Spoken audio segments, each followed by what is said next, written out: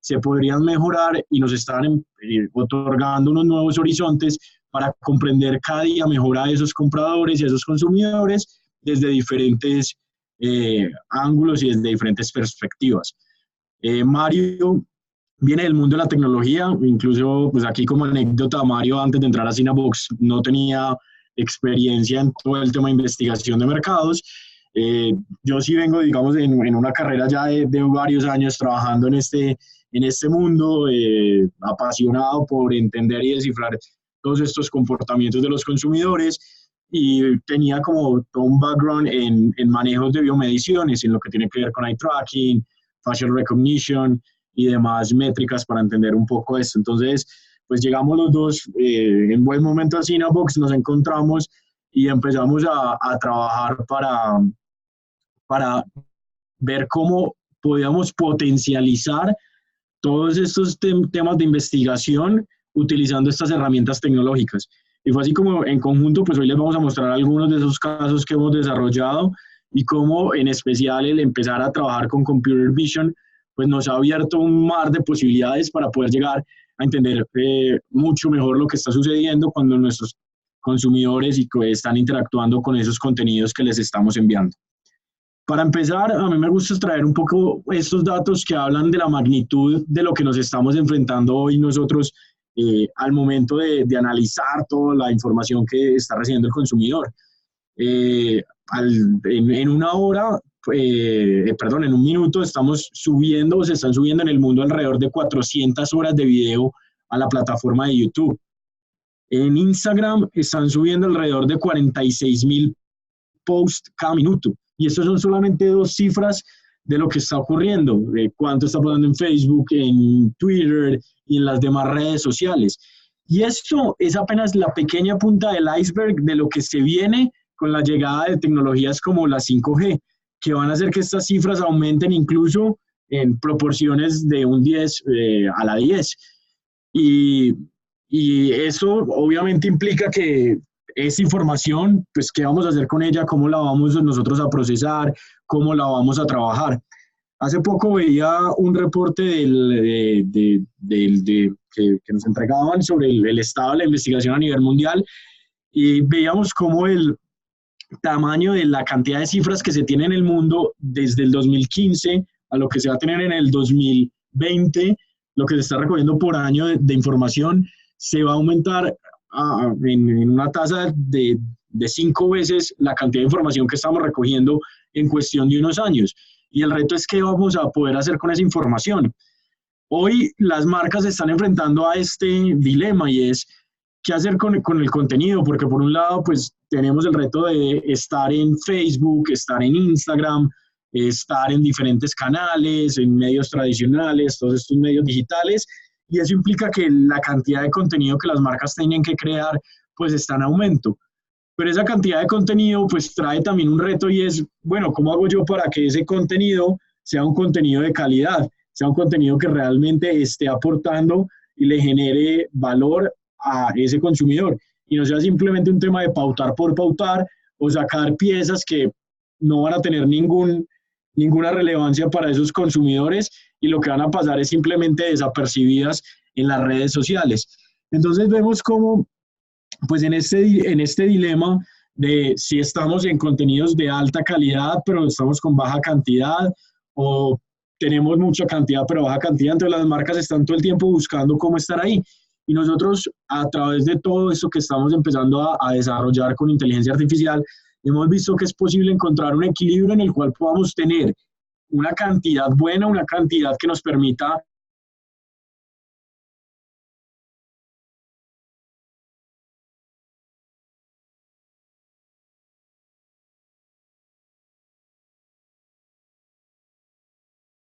creación de los contenidos, pues valga la pena y realmente le aporten a la marca en sus diferentes objetivos con esos consumidores.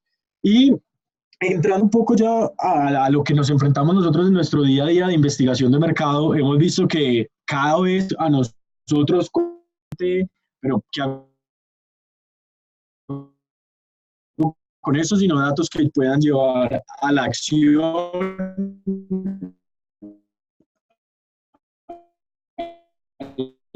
ejecución que afecten directamente las estrategias.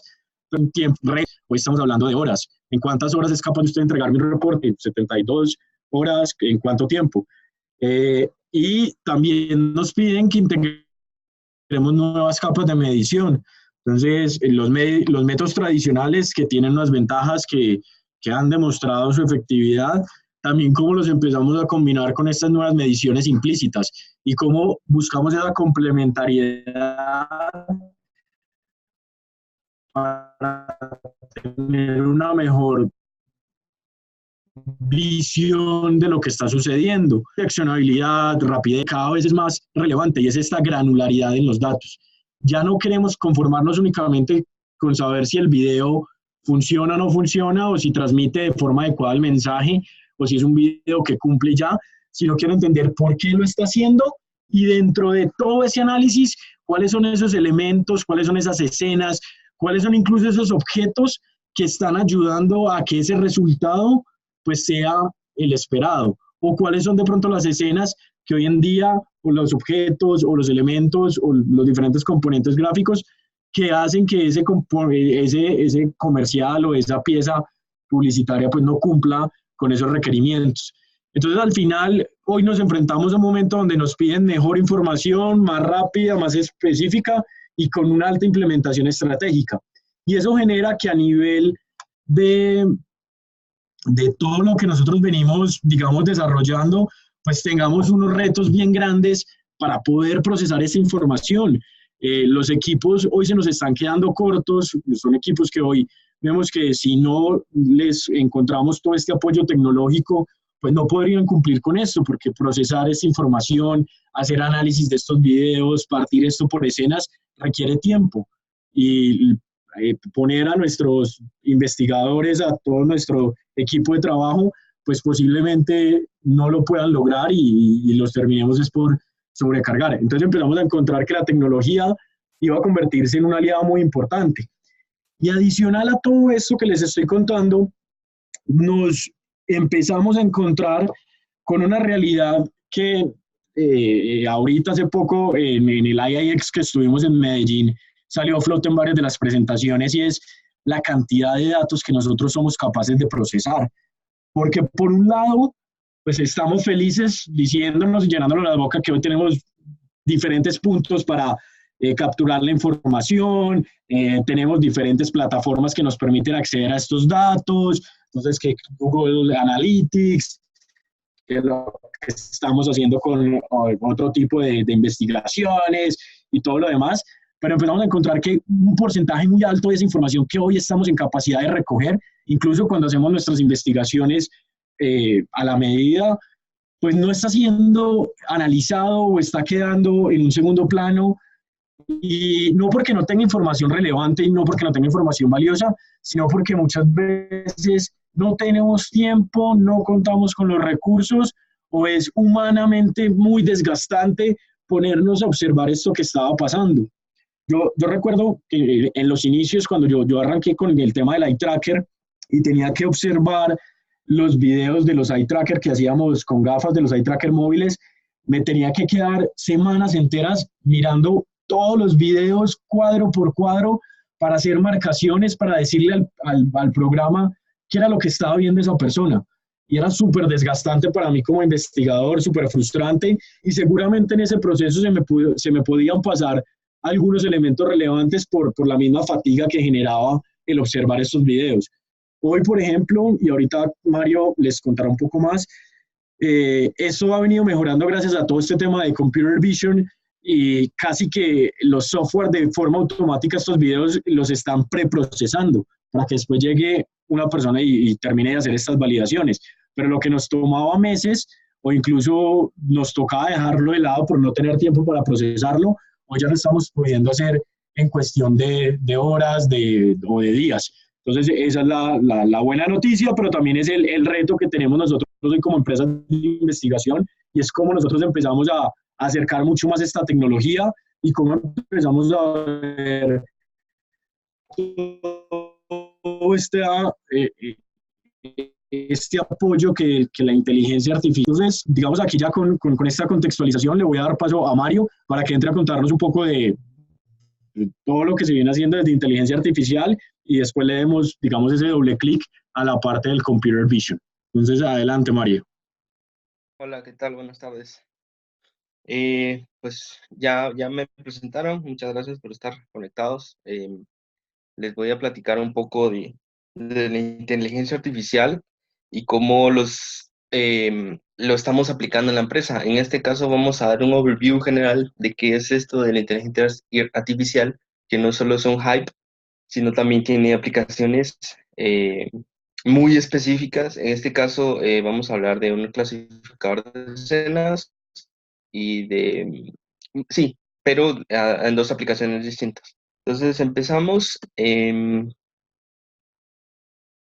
Listo.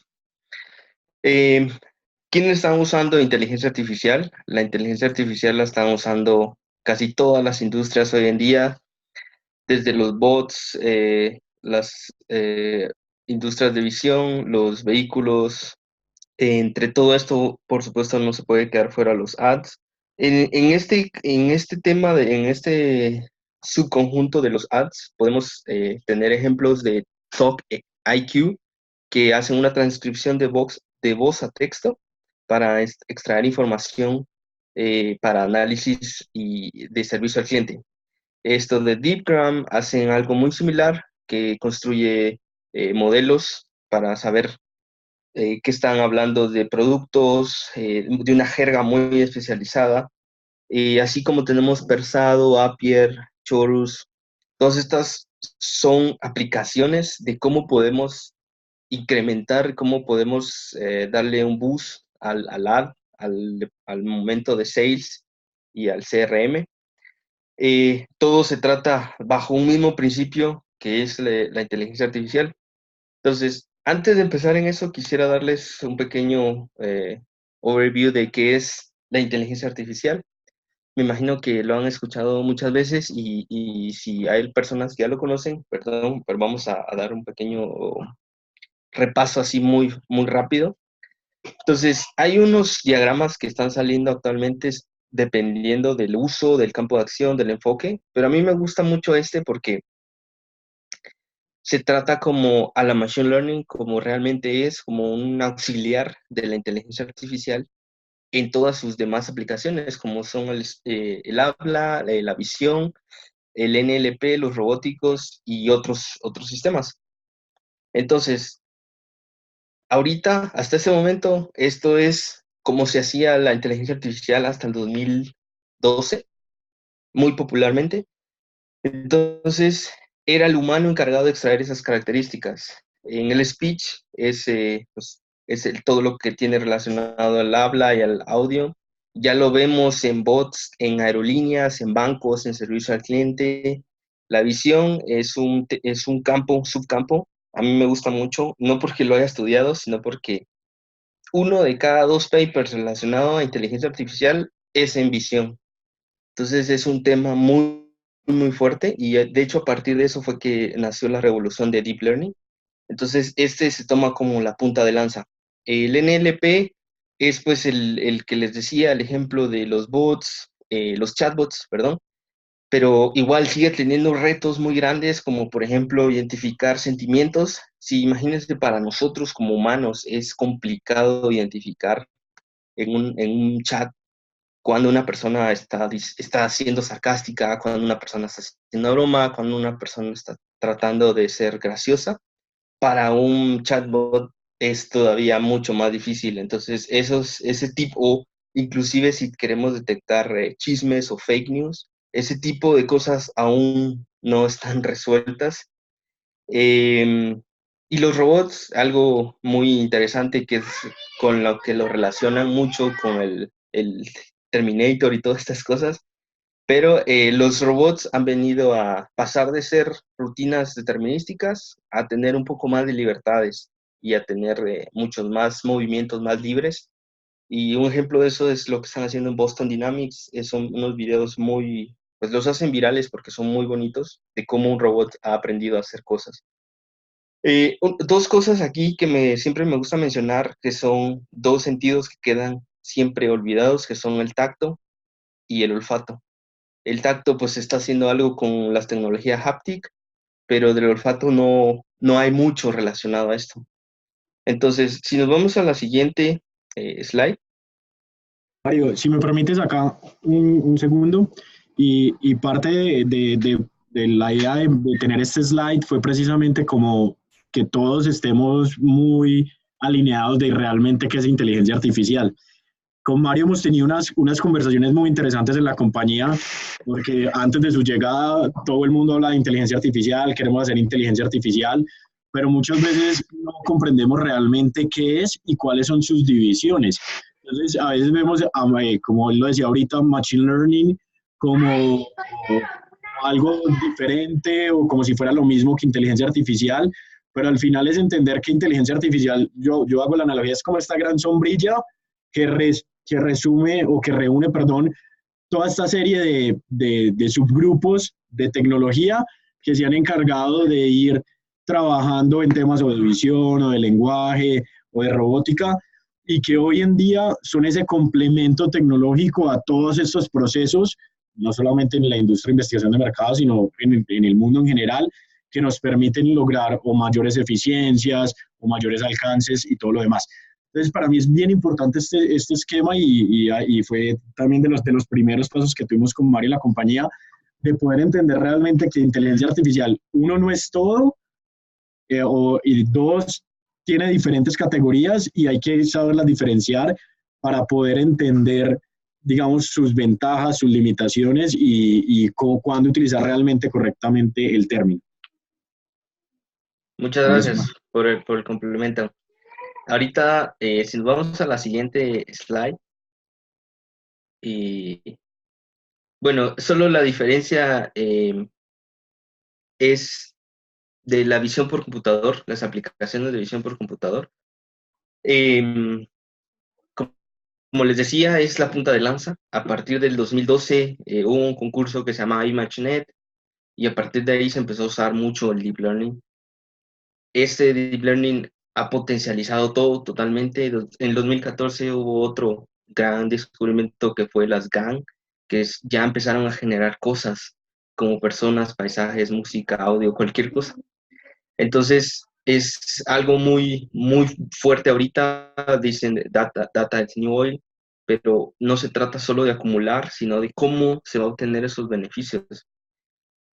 También se dice que la IA es la nueva electricidad. Por supuesto, ese me parece mucho más acertado porque es cómo vamos a cambiar toda la industria de visión, de robóticos, de NLP, de servicio al cliente, de marketing, por ejemplo. Entonces aquí vemos unos ejemplos que hace unos años no se hubiera creído que esto hubiera sido posible. Como cosa, un dato curioso, yo me atrevo a decir que AWS y Google basan todos sus servicios en Deep Learning, eh, pero también no todo es bueno. Tiene una desventaja y es que necesitas mucha, mucha información, no miles, sino millones de datos. ¿Y por qué es ahorita el momento de usarlo? Porque tenemos estos dispositivos capaces de procesar mucha información, tenemos demasiada información, entonces estamos en el momento perfecto como para empezar a pensar en un doctor, por ejemplo, ya entrando a esto, un doctor que necesita ver, si no 100 de estas imágenes, pues él se va a cansar de su vista, pero si tenemos un algoritmo que lo haga por él, se han detectado, por ejemplo, yo estuve hablando con una persona que están haciendo avances en el cáncer de seno y en el glaucoma, detectándolo antes que el humano lo pueda detectar. Entonces, eso es un gran avance, eh, porque el humano al final comete errores. Los vehículos autónomos, algo que también ya lo tenemos a la vuelta de la esquina, todas las marcas le están apostando a este tipo de vehículo. Y algo que en lo que ellos concuerdan es que el gran problema de esto es el humano. No se ha podido terminar de implementar esto porque el humano y sus eventos aleatorios lo hacen muy difícil. En los deportes, por ejemplo, el análisis de los jugadores de cuando quieren saber su rendimiento, sus áreas de calor. La industria, por ejemplo, ahí vemos que hay unas manzanas y, por ejemplo, cae una roca, lo puede reconocer como un objeto no perteneciente a este grupo. Entonces, esto agiliza todos los procesos industriales y le dan una vida más libre al robot y no es un autómata finito determinista que solo tiene una tarea, sino tiene un poco más de libertad para hacer otras actividades que para nosotros como humanos nos parecen increíbles. Entonces, el resumen de esta slide es reducir el error humano. Se necesita un ambiente controlado para los procesos industriales. Es muy difícil en los procesos aleatorios como el de manejar un auto o imaginemos manejar un avión, pero por ejemplo en un tren ya hay trenes que se manejan autónomamente, pero el mensaje es esto: si podemos crear una heurística, podemos pensar en una automatización, que es el siguiente paso. Entonces, ¿cómo funciona esto? En el procesamiento de imágenes tenemos 7 pasos para el procesamiento de imágenes, que son la recolección, la preparación, el modelo, el entrenamiento, la evaluación y el tuning. Ese es como el proceso que se da de Machine Learning. ¿Cuál es la diferencia de Machine Learning y Deep Learning? Es que en el Deep Learning sacamos al humano del inicio, porque nosotros como humanos, un ejemplo muy burdo es, ¿qué es un gato? Un gato es algo pequeño, de un tamaño de 50 centímetros, tiene vellos, tiene de color blanco, negro o café y tiene 4 patas. Pero, ¿qué tal si hay un gato que perdió una pata? Entonces, según nuestra heurística, eso ya no es un gato. Entonces, tendríamos que modificar todo para que el descriptor pueda identificar que los gatos a veces pierden una pata. O que un gato no tiene pelo, es un gato de esos, de otra raza que no tiene vello, entonces lo sacamos. Entonces, todo este proceso de caracterización, Deep Learning lo hace automáticamente, quitando ese factor humano del proceso de recolección y preparación, más no del modelo. El modelo sería las redes neuronales, y del entrenamiento y la evaluación.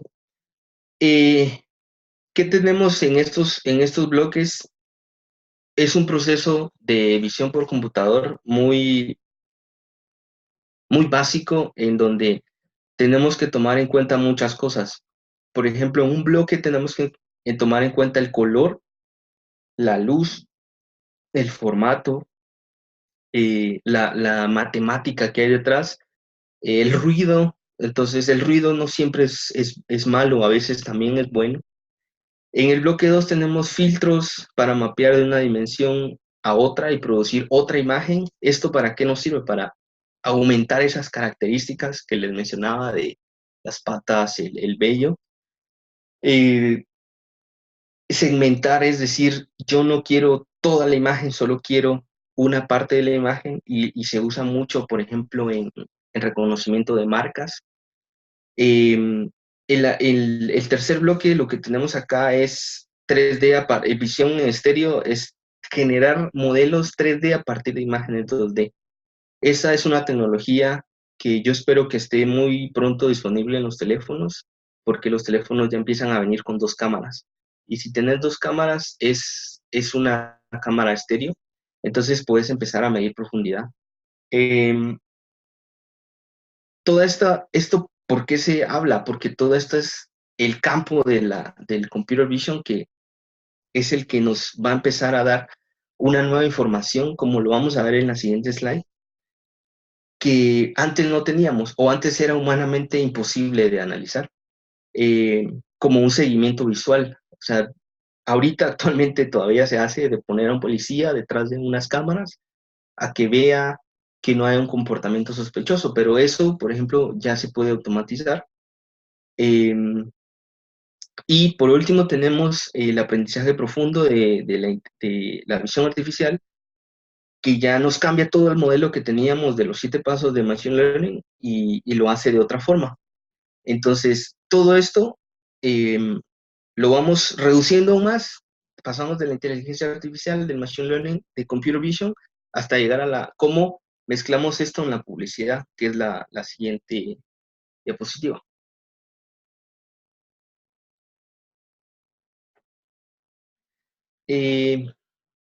¿Qué podemos hacer ahorita, actualmente, sabiendo todas las bondades de la visión por computador? Por ejemplo, podemos tener sugerencias de productos. Estas son ideas que aparecieron o que se usan comúnmente. Es descubrir productos basados en imágenes. O sea, ustedes se ponen a pensar, están buscando un zapato, pero no saben el nombre de ese zapato, no saben el nombre de la marca. Entonces, ustedes están buscando un tipo de zapatos sin saber su terminología. Entonces se puede buscar zapatos similares basado en una imagen, que es también el punto 2, que es una búsqueda inversa a la como la conocemos en Google, que ustedes ponen zapatos para montaña. Actualmente existe un servicio que se llama Google Images, que uno sube una imagen y le devuelve imágenes relacionadas. Entonces, no solo le devuelve imágenes relacionadas, sino pudiera regresar. Están buscando unas gafas de sol y no solo unas gafas de sol, sino les va a regresar. Estas son unas gafas de sol Ray-Ban Club Master Classic modelo X.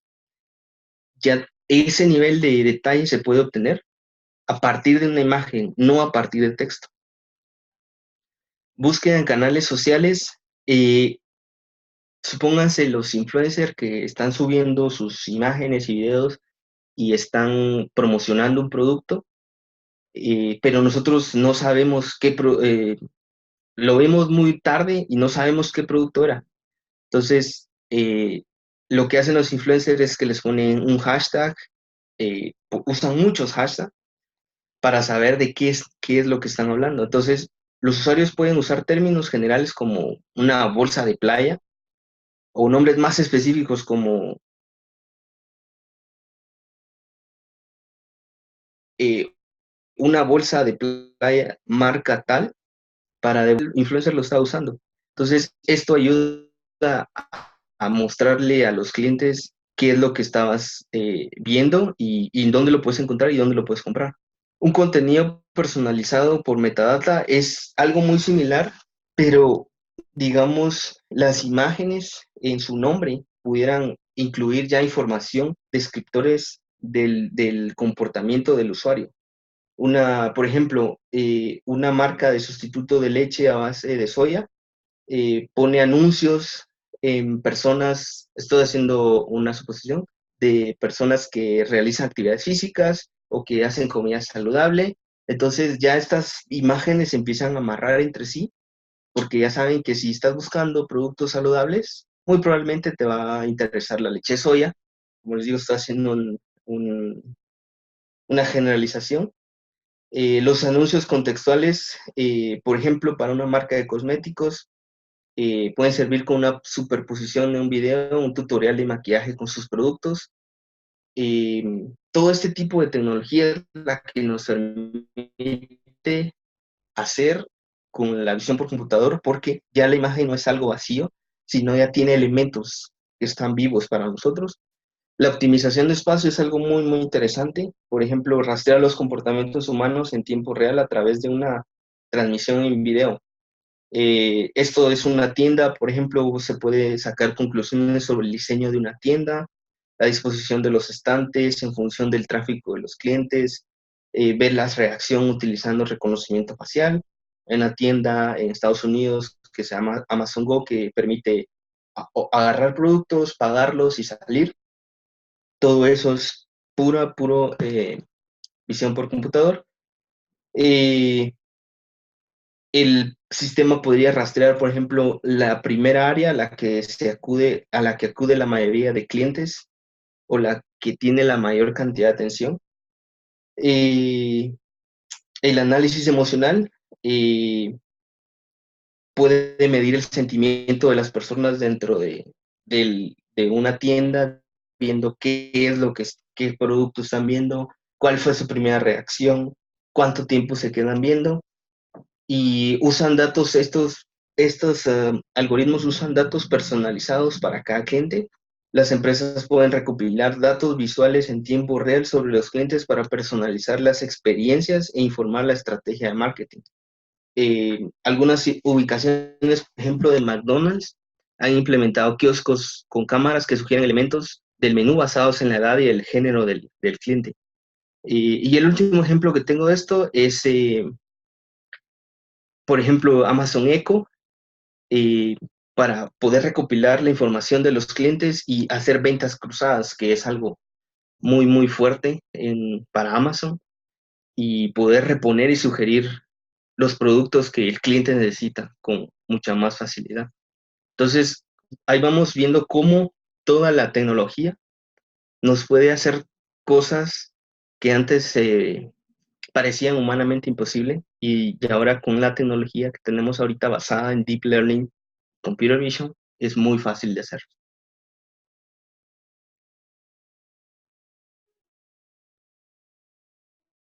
Va. Entonces ahora les vamos a contar sobre uno de los casos aplicados de toda esta tecnología que estamos implementando en Cinabooks. Y digamos que todo esto surge hace un tiempo cuando uno de nuestros clientes nos dice, mire, yo tengo unos videos que están en internet, por las métricas que me arrojan todas esas plataformas, pues yo sé si estos videos fueron buenos o malos, pero al final yo necesito entender qué es lo que está pasando, por qué estos videos fueron buenos y por qué los otros fueron malos. Si al final tuvieron unos procesos de creación similares, muchas veces hasta la misma agencia fue la que los hizo, y entonces por qué si estaban en la misma plataforma y iban dirigidos al público, porque unos tuvieron más clics, más views, más shares, más interacciones y otros se nos quedaron atrás. Entonces nosotros en el proceso que actualmente tenemos, pues básicamente lo que hacemos es una prueba donde sometemos a unos participantes a la visualización de unos estímulos, en estos casos eran los videos de la plataforma, y tenemos diferentes fuentes de información, todo el tema de análisis de los comportamientos visuales a través de ese eye tracking, todo un tema de reconocimiento de emociones a través de esas expresiones faciales, y lo complementamos con unos cuestionarios que nos permiten a nosotros también entender un poco más sobre esa experiencia. Al final, esto a nosotros pues, lo llevamos a un reporte, pero el punto donde empezamos a encontrar que había una fricción era el momento de cruzar estas respuestas con lo que estaba ocurriendo en esos videos.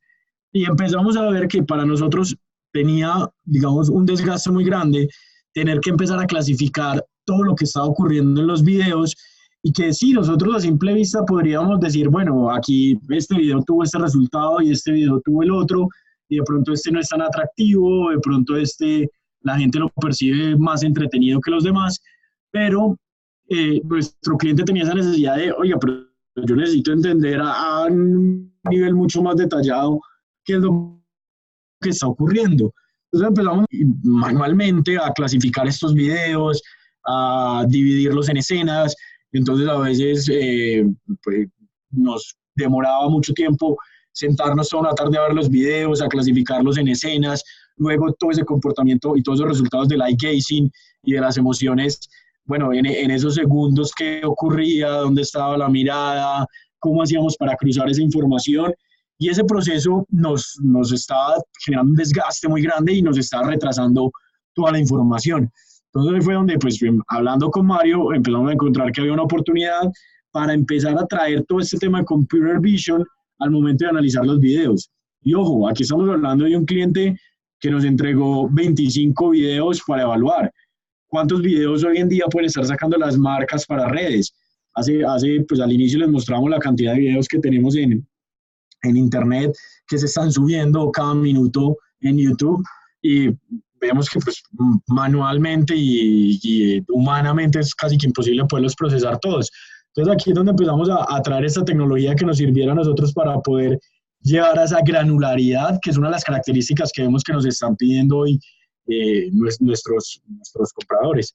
Y aquí es donde empieza todo este tema de clasificación de escenas, que fue uno de los grandes desarrollos que hoy tenemos nosotros desde toda esta parte de Computer Vision.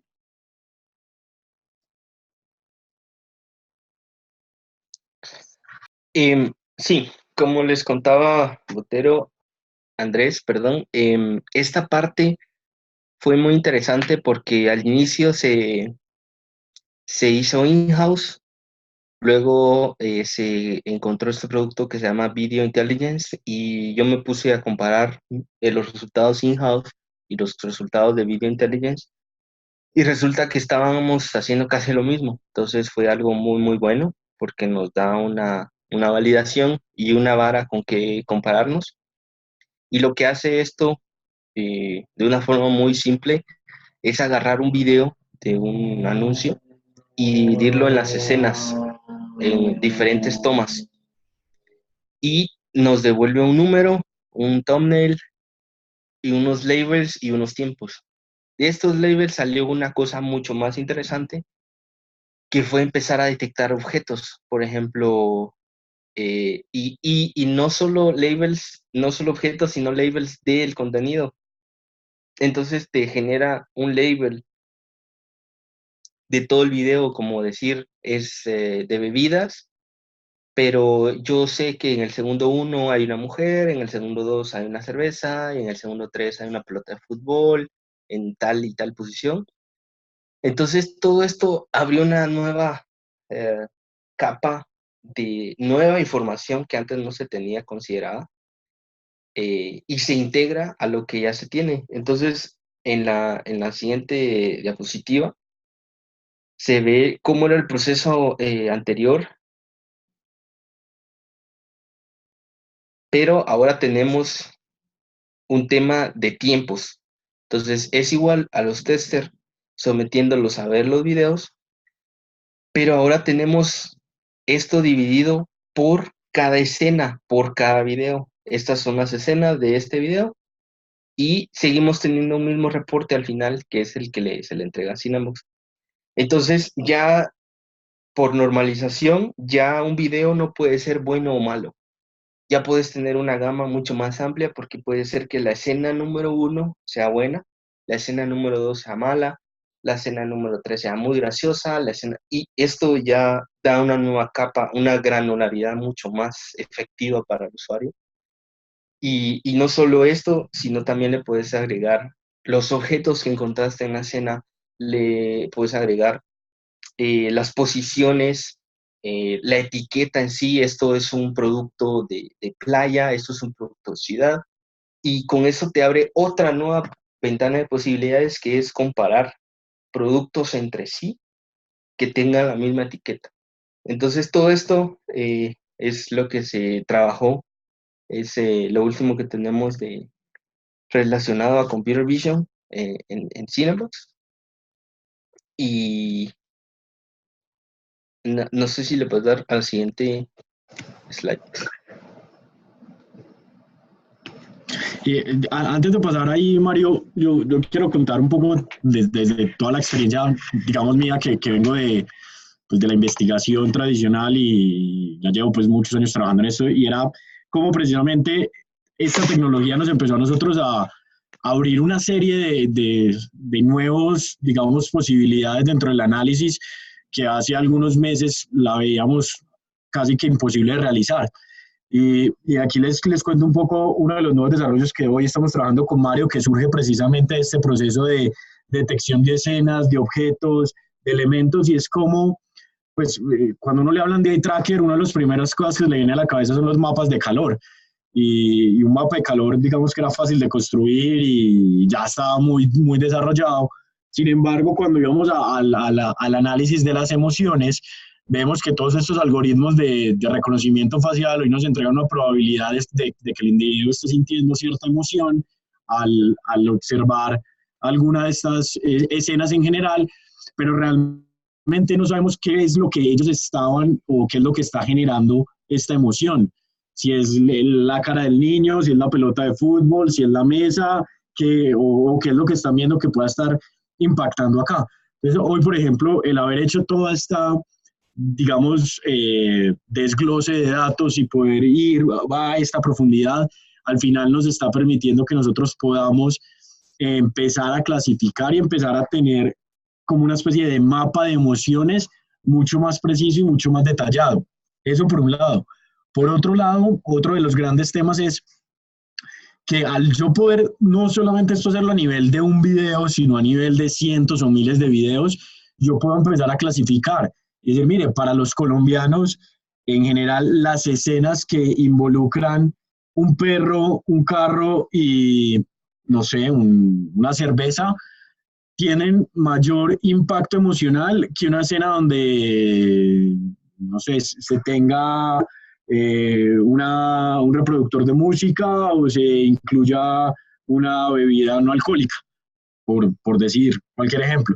Entonces, al final, eso lo que nos va a permitir es llegar realmente a encontrar unos patrones con muchos más datos, mucho más sólidos y que nos van a permitir superar como esos promedios o esos niveles que a veces nos toca a nosotros asumir dentro de la investigación para poder contar una historia y aquí vamos a poder llegar al detalle tal de entender comportamientos de cada uno de estos participantes y ojo, a volúmenes tan altos o más altos de los que estamos acostumbrados en investigaciones cuantitativas, porque a veces vemos muestras en neuromarketing y ojo, que no estoy diciendo que sean malas esas muestras o que sean insuficientes, pero a veces pues queremos tener una certeza de una mayor cantidad o poder probar, pues acudiendo a todos estos sustentos desde la parte cuantitativa y hoy lo podríamos hacer fácilmente gracias a toda esta nueva tecnología que se tiene. Y aquí hacia dónde vamos, que es como la gran pregunta que siempre nos hacemos, pues aquí una vez lo discutíamos, incluso lo presentamos hace poco que estuvimos en Nueva York en un evento de Computer Vision, contando hacia dónde vemos todo esto, hacia qué va a permitirle a las marcas. Y Mario les va a contar un poco de toda esta experiencia personalizada que se podría llegar a lograr con la implementación de esta tecnología. Gracias. Sí, el evento se llama LDV Summit y la competencia se llamaba Entrepreneurial Computer Vision Challenge. Ahí participamos Andrés y yo con Cinebox y lo que presentamos fue esto como una propuesta de personalización de experiencia de usuario dependiendo de la edad. Entonces, sabiendo que podemos ya hoy en día capturar el rostro del usuario con previo consentimiento de él, pudiéramos saber su edad o al menos poderla adivinar en un rango aceptable o su género y saber que es muy fácil para un millennial, por ejemplo, una operación muy sencilla como transferir dinero de una cuenta de banco a otra. Entonces, para un millennial debería ser una transacción de 1 minuto 40. Para una persona un poco mayor, ya una señora eh, con sus hijos, quizás le tome 2 minutos, pero para una señora de la tercera edad, quizás le tome mucho más tiempo. Entonces, son tiempos que nosotros pensamos que serían normales, pero entonces dependiendo de la emoción o la frustración o el feedback que esté dando el usuario en ese momento, pudiéramos reorganizar los botones, reorganizar los layers, reorganizar la experiencia del usuario para hacerla más fácil y darle mucho, o sea, que sea algo muy, muy dinámico y no sea algo estático como se programó el app y punto. Se programó el app de Bancolombia y ese es el app que van a usar todos los colombianos, entonces debería ser un poco más dinámico y acomodarse al usuario que está viendo en ese y a lo que está sintiendo en ese momento. Estos también se hizo como parte de un estudio y eso fue lo que se presentó y tuvo bastante aceptación. Aquí uno de los temas que discutíamos que era bien interesante es cómo hoy en día que estamos, digamos, con todo este tema de personalización masiva y todo, pues vemos que las marcas sacan sus aplicaciones y es una misma aplicación para todos los segmentos. Entonces, como decía Mario, la aplicación de un banco, pues es la misma hoy para un joven o para una persona, un baby boomer o para alguien de la generación X. Oye, y al final lo que veíamos es, gracias a todo este uso de estas tecnologías, al final la app en cuestión de segundos va a poder identificar quién es la persona que va a interactuar con ella, ya sea a través de unas características fisiológicas que salen desde su rostro y todo lo demás, pero también desde las emociones. Entonces, no es solamente cómo me adapto yo al joven o al adulto mayor o a cualquier persona, sino también cómo me adapto a través de esas emociones.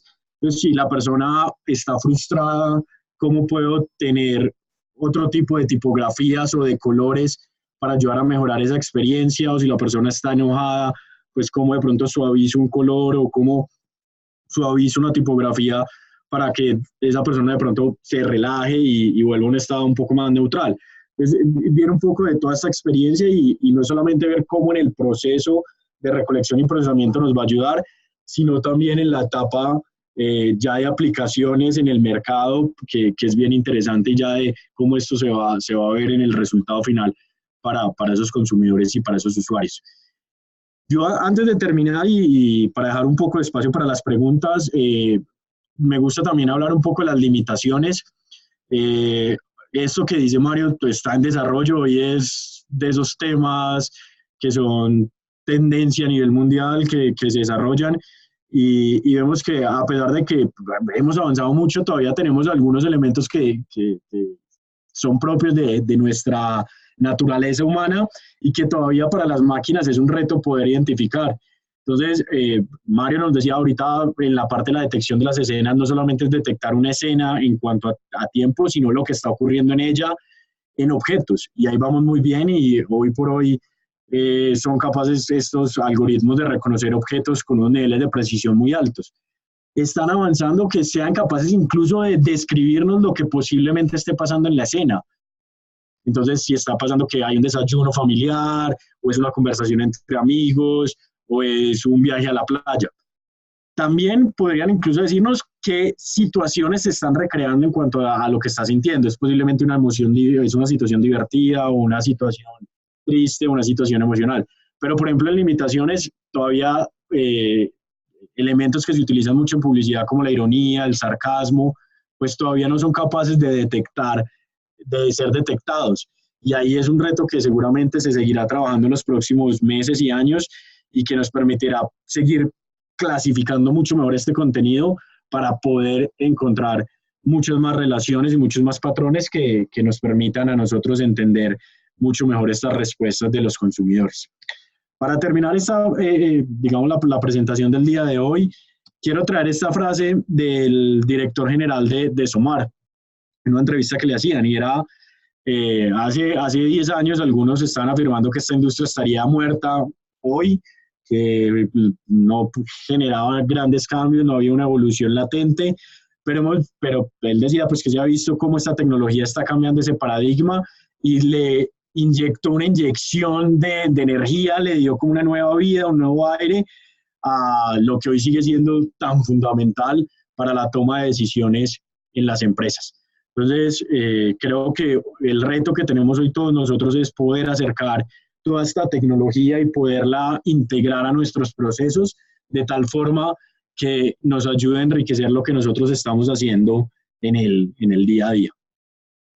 Pues hasta aquí lo que nosotros les queríamos contar el día de hoy. Aprovecho para dejar pues el espacio por si tienen alguna pregunta o algo que quieran profundizar de lo que hemos visto. Andrés y Mario, muchas gracias por la presentación. Creo que es un tema muy interesante y mucho por explotar. Le cedemos la palabra a las personas que nos están acompañando el día de hoy. No sé si alguien tiene alguna pregunta para Andrés o para Mario.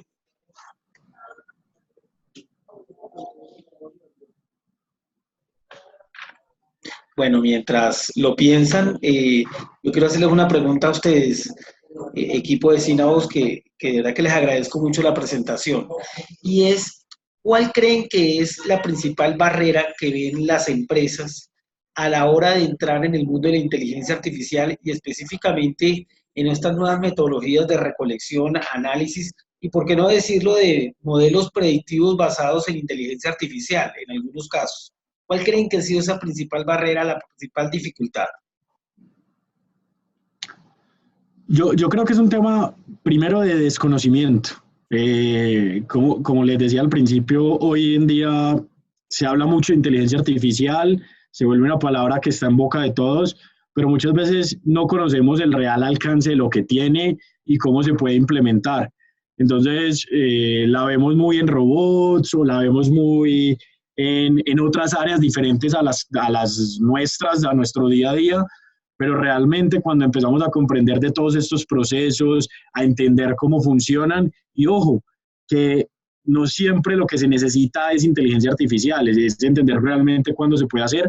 Creo que es uno de los puntos que hoy puede ser uno de los limitantes para que se adopten todos estos procesos. El segundo, y ahí Mario me complementará, yo creo que está también en toda la parte de procesamiento, recolección de datos. Hoy las empresas tienen, en algunos casos, muy buenas bases de datos, muy buena cantidad de información, pero a veces no la tenemos ni organizada de la forma correcta, ni consolidada en un solo lugar. Entonces tenemos muchas bases de datos por ahí con información regada, pero esa información no está consolidada en un solo punto y a partir de ahí es que pues, empiezan los procesos. Para yo poder desarrollar todo eso necesito contar, como decía Mario en la presentación, con millones de datos que estén en un solo lugar y que me permitan a mí poder empezar a procesarlos y analizarlos para encontrar todo este tipo de respuestas. Entonces, yo creo que está muy por ese tema, uno, que hace falta que las empresas se atrevan a conocer mucho más, a profundizar realmente en qué es inteligencia artificial, para qué sirve, cuáles son las diferentes aplicaciones que tiene. Y el segundo, en toda la parte de los datos que se tienen, cómo están organizados, que realmente podamos empezar a trabajar con ellos, porque no se trata de tener datos por tenerlos y ya. Muy bien, gracias. ¿Alguien de los participantes que quiera preguntar algo?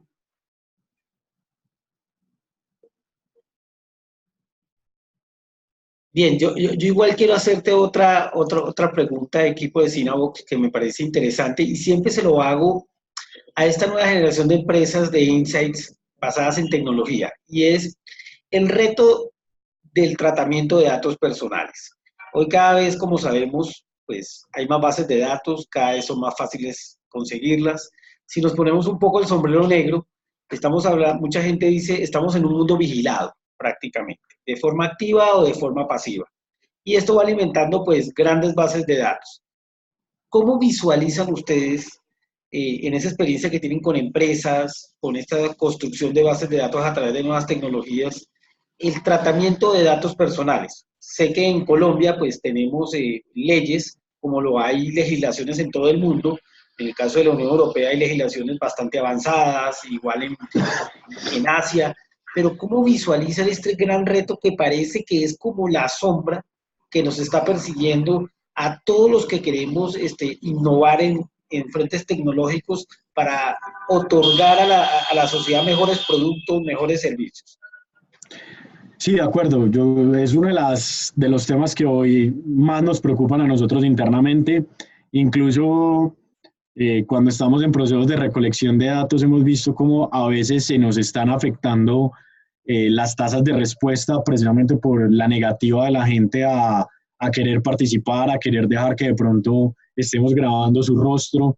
Y sin lugar a dudas es un tema que nos compete y que representa unos grandes retos para nosotros. Yo creo que uno, todo el tema ético y el tema de cómo obtenemos la información, cómo el participante, pues en el caso de nosotros, está siendo consciente, nos da su consentimiento. Siempre intentamos estar muy respetuosos y siguiendo mucho todas estas legislaciones que, como bien lo decías, pues hoy para nosotros el tema de lo que está ocurriendo en Europa y toda su legislación se nos vuelve en uno de los aspectos más importantes para guiar un poco el camino, entender también los límites que esto tiene y no se trata de recolectar información de cualquier forma, porque también pues hay unos límites éticos y hay unas implicaciones que para nosotros es muy importante preservar y no ir de pronto a obtener datos por obtenerlos de cualquier manera. A veces preferimos incluso contar con menos datos, pero que sean datos que vengan de pues con consentimiento de los participantes, que la gente realmente nos dé su autorización y de pronto no irá a transgredir alguna de estos temas de privacidad que para nosotros es importante. Entonces, hay un reto grande para nosotros, también hay una responsabilidad muy grande en el uso que se le dé, porque al final, pues, esta discusión puede ser muy similar a la que se tuvo hace ya muchos años cuando salieron las pistolas o cuando salen otro tipo de avances tecnológicos que en su momento pues implican unos riesgos para la humanidad y que las personas lo ven como algo que de pronto puede ser malo, que puede utilizar para mal, y entonces también hace parte de nosotros como personas que estamos trabajando los datos, el uso que les vamos a dar, y ser muy responsables en para qué los estamos utilizando, cómo las empresas para qué realmente los utilizan en su labor de mejorar la calidad de vida de las personas, y no por el contrario de pronto para verse lucrados económicamente, pero a costa de digamos, tema crítico o negativo para la sociedad. Gracias, Andrés. ¿Alguna pregunta que tengan los participantes para Andrés, Mario, el equipo? Yo solo quisiera complementar lo que decías ahora, que realmente yo veo una noticia mala y una buena. La noticia mala es que yo creo que nosotros somos los mayores productores de datos para los gigantes. Entiéndanse, tenés un correo de Gmail, de Hotmail, toda esa información no te pertenece. Tenés Facebook, tenés Instagram, tenés WhatsApp, toda esa información se la estás entregando a ellos a cambio de recibir un beneficio.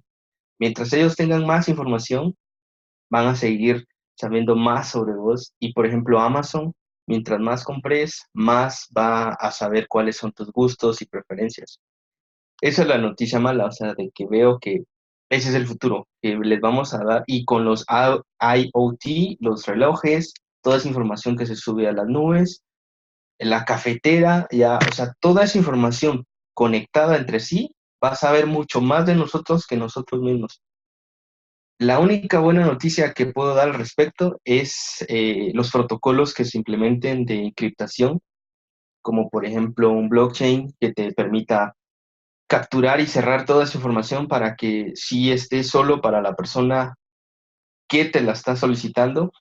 Quizás nos va a hacer mucho más consciente de lo que estamos aceptando y no solo darle continuar, I agree y dame el servicio, sino realmente quiero ese producto, y ese producto que realmente quiero, ¿le va a llegar la información solo a la persona o esa persona lo va a distribuir a 1000 personas, a 1000 empresas más? Entonces, todo eso, con esa legislación, siento que sí se va a poder regular un poco este boom de datos y que no estén los datos ahí perdidos de tu reloj, que te mide tu frecuencia cardíaca y te empiecen a bombardear con anuncios de cuide su salud o cosas así, ¿no? Entonces, esos son los comentarios que tengo respecto al futuro de la recolección de datos. Muy bien. Los demás, los participantes, ¿alguna pregunta para el equipo de Synavo? Bien, entonces, ya para finalizar, Mario, Andrés, ¿algún mensaje para los participantes que quieran darnos? Sí, pues yo creo que es importante que empecemos a acercar todas estas tecnologías a nuestro día a día, que las veamos como grandes aliados, no como amenazas. A veces escuchamos noticias de no, esta tecnología nos va a quitar el trabajo, va a reemplazar muchos puestos, pero al final como cierra puestos que son operativos o que son de pronto susceptibles a estas automatizaciones, también abre muchos más, porque detrás de estos algoritmos siempre debe haber un humano que los está programando, que los está llevando a otro nivel.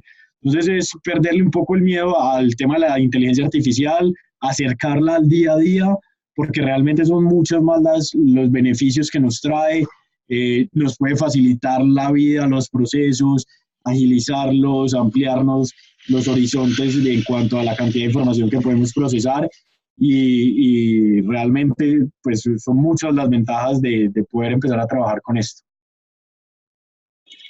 Bueno, muchísimas gracias una vez más a Andrés y a Mario de Cinavox.